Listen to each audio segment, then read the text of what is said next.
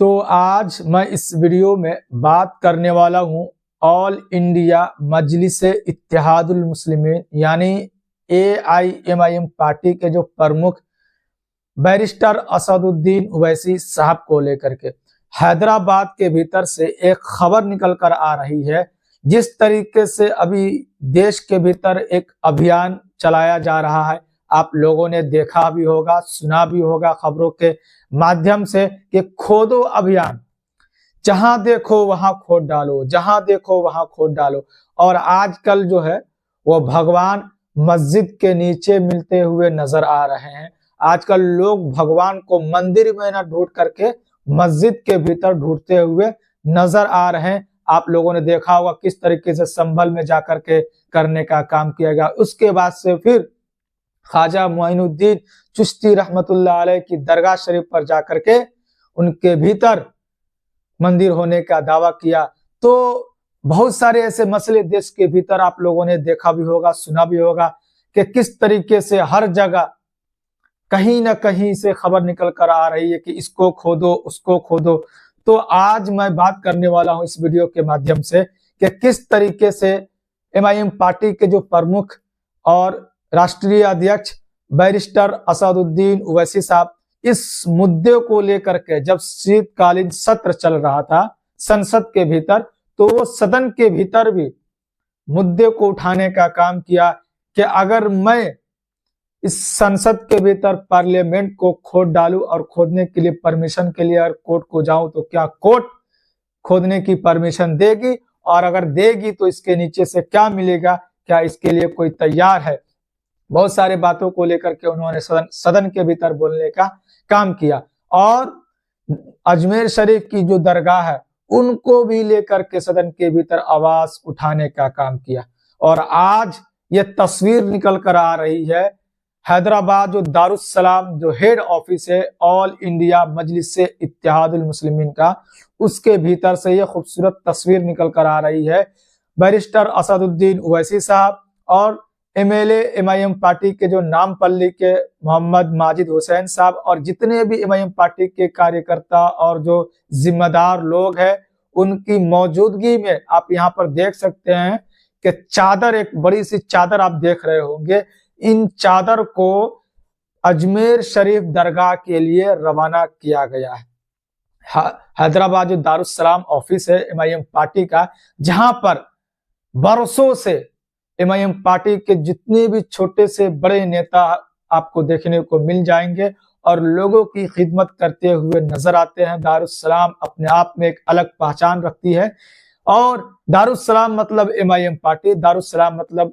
असदुद्दीन ओवैसी साहब, अकबरुद्दीन ओवैसी साहब। तो इस दारुस्सलाम के भीतर से एक बड़ी सी चादर, खूबसूरत सी चादर पेश किया गया अजमेर शरीफ के लिए और अजमेर शरीफ की दरगाह के लिए। मोइनुद्दीन चिश्ती रहमतुल्लाह अलैह की दरगाह पर इनको भेजाने का काम किया गया। तो ये दरगाह पर जो इसलिए भेजाने का काम किया गया क्योंकि अभी बहुत से लोग इस मुद्दे को लेकर खामोश भी है और कुछ लोग जो है इस मुद्दे को लेकर के फ्रंट फुट पर वो नजर आ रहे हैं। बहुत सारे ऐसे लोग जो बैक फुट पर नजर आ रहे हैं। इसी बीच बैरिस्टर असदुद्दीन ओवैसी साहब ने अपनी तरफ से चादर जो है वो भेजाने का काम किया और जिस तरीके से सदन के भीतर भी खुल करके इस दरगाह को लेकर के वो बोलते हुए नजर आए कि ये दरगाह थी और दरगाह है और दरगाह हमेशा इंशाअल्लाह रहेगी, क्योंकि ये आज की कोई दरगाह नहीं है, ये लगभग 800 साल पुरानी दरगाह है। यहाँ पर मुगल ने भी शासन किया तब भी ये दरगाह था, अंग्रेजों ने शासन किया फिर भी दरगाह यहाँ पर थी, और हिंदू के कई ऐसे राजा महाराजाओं ने शासन किया भारत देश के भीतर, उसके समय में भी ये दरगाह थी। तो ये दलील जो देते हुए नजर आ रहे हैं बैरिस्टर असदुद्दीन ओवैसी साहब, और ये कोई 100 साल 200 साल पुरानी दरगाह नहीं, लगभग 800 साढ़े 800 साल पुरानी दरगाह बताई जा रही है। और इसी को लेकर के जिस तरीके से भी देश के भीतर कई लोग तो सामने से बोलते हुए नजर आ रहे हैं, जो दरगाह को लेकर के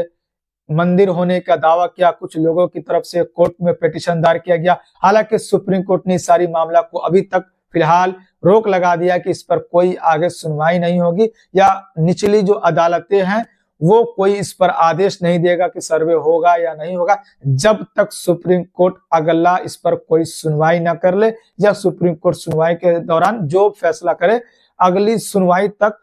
सुप्रीम कोर्ट ने कहा कि निचली जितनी भी अदालतें हैं इस पर कोई अपना निर्णय न दे कि हाँ आगे हम किसी और भी मस्जिद मामला को लेकर के या किसी और की तरफ से यह दायर किया जाता है किसी मस्जिद को लेकर के, इसके अंदर फलाना मंदिर हो सकता है, हमें इसकी परमिशन दी जाए, खुदाई की परमिशन दी जाए या फिर सर्वे का परमिशन दी जाए। फिलहाल इसको सुप्रीम कोर्ट ने रोक लगा दी है। उसके बाद से बैरिस्टर असदुद्दीन ओवैसी साहब जो ये किए, ये बहुत अच्छी बात है, एक शुभ संकेत और लोगों तक ये पहुंचेगी। जिस तरीके से बैरिस्टर असदुद्दीन ओवैसी साहब मुसलमानों के लिए आवाज बनते हुए नजर आते हैं, चाहे वो संसद के भीतर हो, चाहे वो सड़कों पर हो, एमआईएम पार्टी के कार्यकर्ता, छोटे से अदना सा एक कार्यकर्ता से लेकर के बड़े नेता, बड़े कार्यकर्ता हर मुद्दे पर मुखर होकर आवाज बनते हुए नजर आते हैं, चाहे वो दलितों के लिए हो, चाहे वो मुसलमानों के लिए हो, चाहे वो जिन पर भी जुल्म होता है उनके लिए आवाज बनते हुए नजर आ रहे हैं।